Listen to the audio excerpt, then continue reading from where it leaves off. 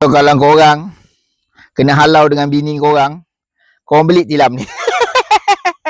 Ini adalah portable camping punya tilam. So, serius aku cakap dengan orang, memang best betul lah. Memang betul-betul best. Memang, tak tahulah nak explain macam mana lah. Ini aku dah dapat bayangkan lah kalau kau pergi tepi pantai, kau pergi air terjun, kau pergi piknik ke kan, kau pergi mancing ke, kau kena bawa benda ni. Benda ni simple tau. Dia bukan sebesar yang kau orang tengok ni. Yang ini, dia portable. Dia boleh lipat-lipat. Senang je. Nak lipat pun senang. Nak kemas, okay, contohnya nak kemas kan. Kau letak je macam ni. Nampak? Lipat macam ni. Prap. So, dia ada klip dia ni. Dia ada klip dia ni. Masukkan saja ni. Dah. Nampak ni? Klipkan saja dia punya klip dia ni. Tengok aku tunjukkan dengan korang. Jalan. Dah tarik. Prap. Dah. Simple tak? Simple sahaja. So, bawa. Kan? Bawa.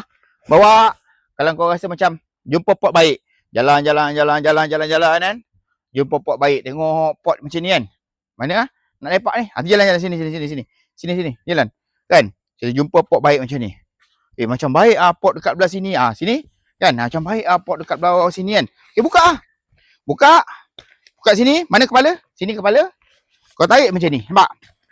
Rap. Terus landing. Berat aku 90 kilo Gemuk kan? Berat aku 90 kilo. Duduk atas ni. Tengok besi dia. Solid. Tak ada melendut. Tak ada melengkung. Terus baring kat sini. Nikmat apa yang kau dustakan?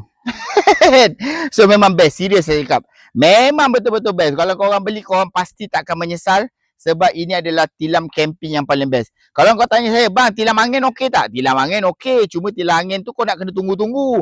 Nak kena apa? Nak kena on lagi. Nak kena buka lagi. Ini buka perap terus baring. Rasa-rasa apa? Rasa-rasa kena ambush. Rasa-rasa kena ambush terus. Lipat. Terus belah. Ini macam kau nak buat maksiat, dia kena ambush kan. So jangan kau buat maksiat atas tilam ni pula. So jadinya yang ini aku letakkan kat dalam beg kuning. Kalau korang nak, kau pergi tengok kat beg kuning. Harga dia berapa? Tengoklah dekat beg kuning. Sebab harga kadang-kadang tak sama.